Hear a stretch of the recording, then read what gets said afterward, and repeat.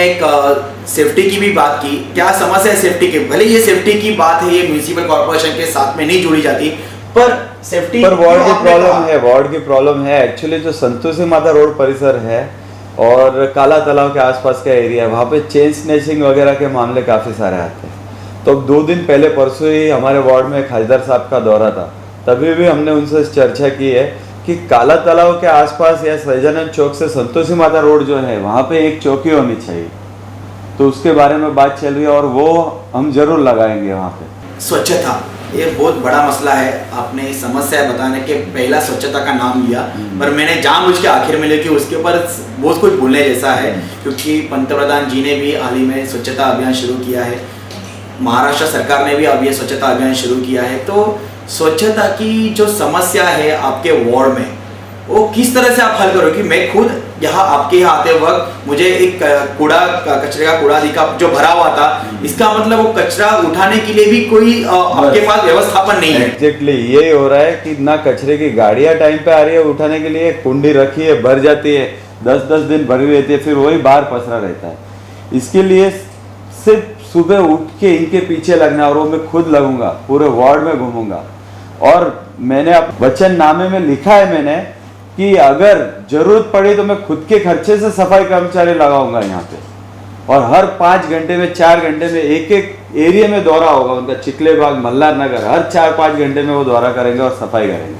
आपने इस वार्ड की समस्या बताई, समस्या का किस तरह से आप निराकरण करोगे, सॉल्यूशन बताया, पर चुनाव के बाद इस आपके प्रभाग के जो भी लोग हैं उनकी ज़िंदगी खुशहाल से काटने के लिए, वो कटे खुशहाल ज़िंदगी काटे आपके प्रभाग क्रमांक 30 के लोग, उसके लिए आपका एग्जैक्ट नियोजन क्या है? ये तो चलो बात होगी रोज के, हम लोग डेली बेसिस पे हम लोग प्रॉब्लम समझते कि ऐसा प्रॉब्लम है जो दिखते नज़र में आता है, पर आय का नियोजन क्या है? जैसे स्मार्ट सिटी बन रहा है, सेंट्रल ने बोल दिया कि ये स्मार्ट सिटी में इसका इन्वॉल्व कर दिया आपके सिटी को। आपके वार्ड में स्मार्ट, आप किस तरह से स्मार्ट बनाएंगे आपके वार्ड को?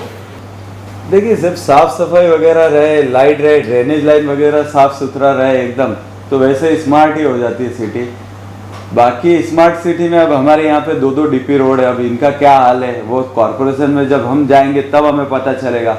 आज 15-20 साल से मैं सुनते आ रहा हूँ, अगर डीपी रोड पे काम हो जाए तो मेरे ख्याल से डेवलपमेंट अपने आप आ जाएगा। SRA स्कीम है वो आई तो सबको फ्लैट मिल जाएंगे, लेकिन कोई भी लीडर इस पे काम नहीं करता है। वो सिर्फ ये फोकस करता है किसी के घर टूटेंगे तो उनका वोट हमारा कट जाएगा, लेकिन ये नहीं सोचता है कि इनका घर टूटेगा तो फिर इनको हम कहीं पे स्थान देंगे और इनको घर देंगे, इसके बारे में कोई नहीं सोचता है।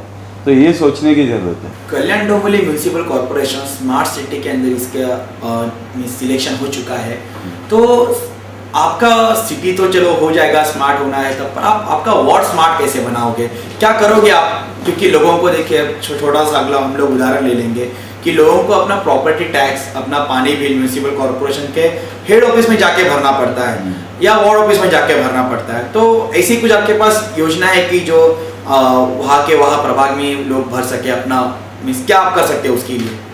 पूना म्यूनिसिपल कॉर्पोरेशन में ऐसी जो कुछ स्कीम आई है, मशीनें लगाई गई है, जो केंद्र लगाए गए, वार्ड में आपका प्रॉपर्टी टैक्स और पानी बिल भर सकते हैं।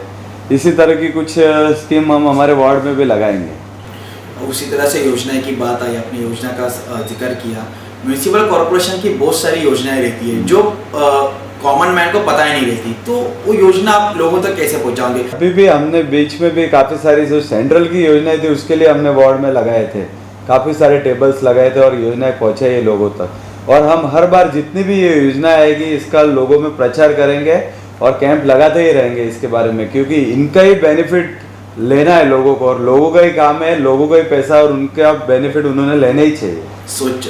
पंतप्रधान जी जो हमारे हैं नरेंद्र मोदी जी, उनका स्वच्छता अभियान चल रहा है, उसके अंतर्गत ही उन्होंने आह्वान किया था साल भर पहले कि गांव-गांव शौचालय होना चाहिए। पर आपके वार्ड का हालत क्या है शौचालय के बारे में? हमें पब्लिक टॉयलेट के बारे में बोल रहा हूँ, घर की बात अलग है, पब्लिक टॉयलेट की क्या हालत है?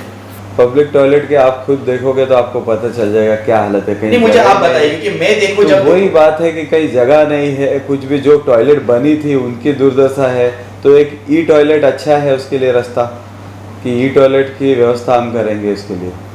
यहाँ के लोग चौल में रहते हैं, छोटे छोटे रूम्स हैं, तो इनकी जो स्टैंडर्ड ऑफ लिविंग है उनको बढ़ाने के लिए आपके पास क्या योजना नियोजन क्या है कि आप भी नगर सेवक चुन के आने के बाद सिर्फ ये लोग भी ऐसे ही रहे, आपको ऐसा लगता है? नहीं, इसमें लोगों से चर्चा करेंगे, लोगों के हित में होगा तो रीडेवलपमेंट में जाएंगे। ये काफ़ी सारे बिल्डर्स है जो रीडेवलपमेंट में अगर लोगों के हित में होगा तो लोगों से चर्चा करके इस विषय में भी बात करेंगे।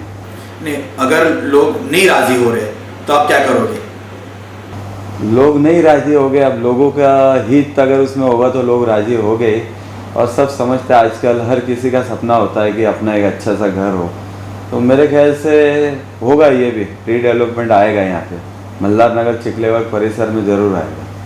हर एक आदमी वार्ड का आपका रोज इस्तेमाल करता रहेगा, वो है रास्ता। इस वार्ड के जो रास्ते हैं वो जहाँ कहाँ गड्ढे हैं, कहाँ रोड ही नहीं है, कहाँ पेवर ब्लॉक डाल के रखे हैं, तो क्या है एक्चुअली वो, मतलब किस तरह का ये रोड है? तो ये सुधार के लिए आप क्या करना चाहोगे? आपका क्या नियोजन है सुधार इसमें लाने के लिए रोड में? एक्चुअली सुधार के लिए तो आरसीसी रोड है, यही सबसे बढ़िया सुधार है जो टिकाऊ है और बार बार नहीं करना पड़ेगा। एक बार किया तो 25-30 साल तक देखने की ज़रूरत नहीं है उसकी। और ये पेवर ब्लॉक वगैरह तो एकदम बिल्कुल ही कोई मतलब ही नहीं है, ऐसा हो गया है कि बस ये फंड वापरने के लिए करते जा रहे हैं।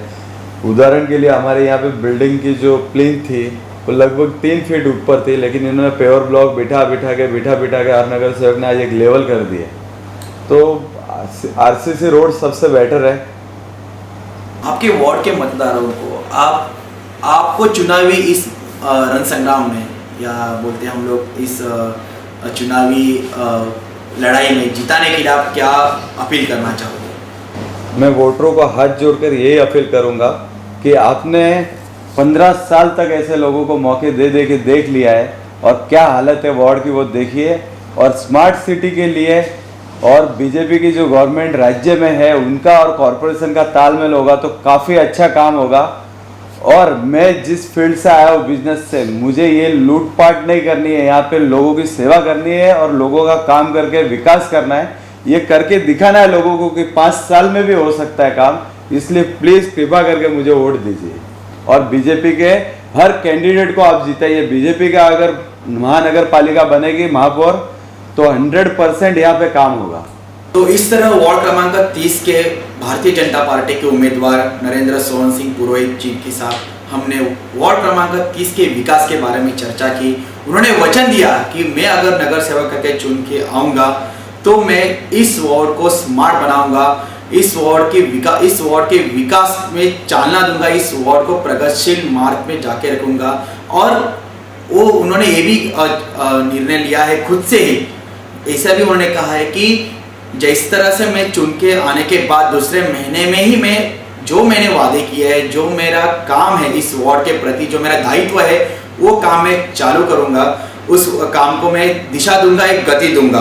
तो इसीलिए पुरोहित जी के विकास के इस लड़ाई में नागरिकों ने ही उनका साथ देना बहुत ज़रूरी है। अगर आपके वार्ड का आपको सही तरीके सही ढंग से आपको विकास करना है, इसके लिए हमारी भी विनती है कि इसी तरह की विकास के मार्ग पर चलने वाले इस उम्मीदवार को, भारतीय जनता पार्टी के इस पक्ष को, इस राजकीय पक्ष को आप चुन के दें। धन्यवाद पुरोहित जी, आपने हमारे इस थेट ग्रेट संवाद में के आपने जो आने का प्रयास किया, आप आए, इसके लिए हम लोग बहुत आभारी आपके। धन्यवाद।